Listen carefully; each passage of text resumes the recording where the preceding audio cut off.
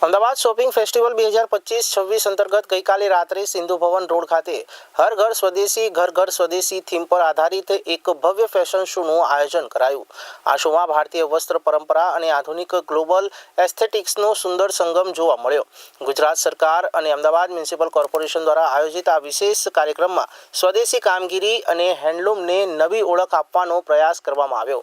Ramp પર રજૂ થયેલી ડિઝાઇન્સમાં પરંપરાગત ભારતીય વસ્ત્રોને આધુનિક અંદાજમાં વણી લેવામાં આવ્યા હતા, જેણે ઉપસ્થિત દર્શકોનું ધ્યાન ખેંચ્યું હતું।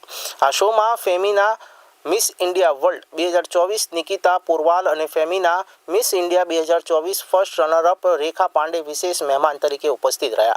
રેખા પાંડેએ આ પ્રસંગે ગુજરાત પ્રત્યે પોતાનો પ્રેમ વ્યક્ત કરતા કહ્યું કે મને હંમેશા ગુજરાતમાં સુરક્ષા અને સન્માનની અનુભૂતિ થાય છે।